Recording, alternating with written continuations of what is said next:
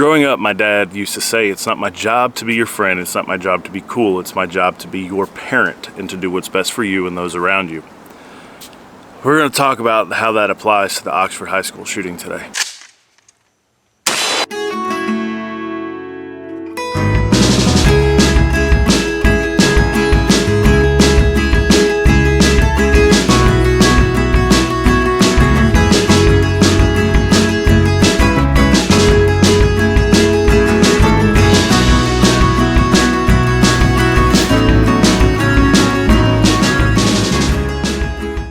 So I want to preface all this by saying that the facts on this are still coming out, obviously, and I'm sure that we will find out more as time goes on. But from what we know so far, the whole situation was preventable on a number of levels.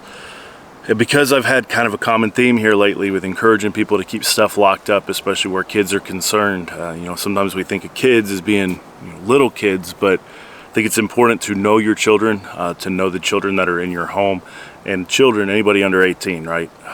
Not just little kids, teenagers and stuff like that too. So,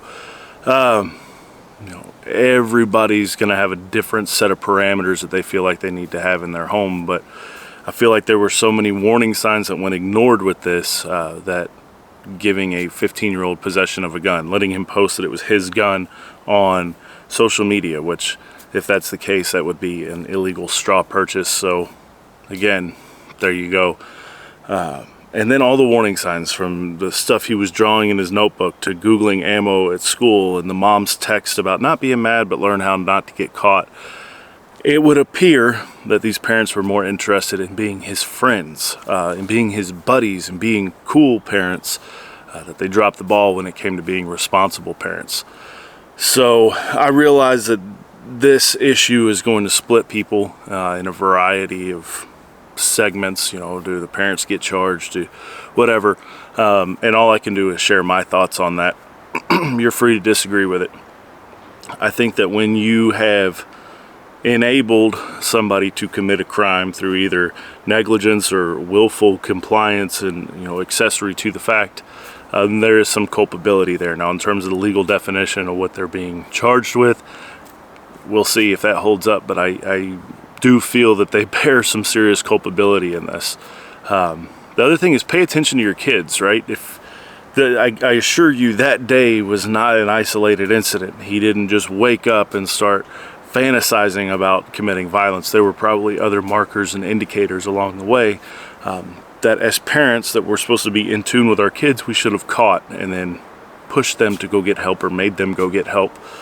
Certainly not give them unfettered access to a firearm. So this is a hard one, because this is an area where self-policing by the gun community, by the way that we conduct ourselves in our firearms around our kids, this is on us. Now, obviously, you and I didn't commit this act or give the crumbly kid the gun or anything like that. But as a community, as a whatever around firearms, we need to be encouraging and having these conversations about safe storage, about making sure that people in the home are mentally well enough to be around firearms, security of those firearms if they're not.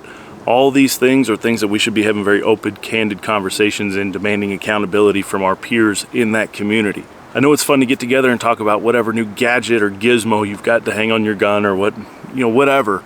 But sometimes we need to have the harder conversations. What do you do with your kids? At what point, what would you do if your child exhibited signs of this sort of mental unwellness? What steps would you take? We need to have those conversations, because these sort of things, these are 100% preventable. And just like I have sat here and demanded accountability for Alec Baldwin's shooting on Rust, so too with this. Do we need to demand accountability? We, like it or not, as gun owners, are tied to these sort of events where it's just gross negligence that allows a tragedy to occur. Like it or not, we're tied to it. So we need to be demanding that accountability. We need to be encouraging these conversations to occur amongst one another. So I'll start first. My kids are young kids. There's no way they can get their hands on a gun. That's probably not going to change until they're adults, and hopefully they've moved out at that point. So what I do to allow them to shoot or handle a firearm in a supervised setting is, if they want to look at them, they have questions, we go through the entire process, unload, the magazine, check the chamber, put the cylinder out on a revolver, dump the rounds, etc. I've taught them how to make sure the gun is clear, and then we sit there together and we answer any questions that they may have. Or if we shoot, we come out here in a very supervised setting with a bolt action single shot at their ages, and we shoot in a supervised setting. At no point can they just go in the house and get access to a gun. They're either on my person or they're locked up. 3 sets of locks technically to get to the gun, so I normally have 1 on my person. So there is that. And that's just what I've done for my own conscience, for make sure that I'm not the reason that my kids don't grow up to be adults. So I recognize everybody's going to have their own thoughts on this. Feel free to share them respectfully in the comments. But as a community, we need to do better. We need to definitely demand accountability. And at some point, I know we never want to think anything's wrong with our kids or anything like that. And just trying to put myself in his parents' shoes, the shooter's shoes, who I'm intentionally not naming, that's hard. I don't know how that would feel to see these signs and realize that he's troubled and he needs help. But at some point you have to make that tough call and go get them the help they need. Just like you would if it was a broken bone or an infection or whatever. If they needed surgery, you wouldn't hesitate to go get them medical care if you could. So too with mental illness. If your kid is struggling, don't just ignore it. Screw all the stigma that goes along with that and go get them the help they need. Because lives may be on the line. And by saying that this kid was sick, I'm not recusing him of any sort of culpability for what he did. I think he's 100% at fault.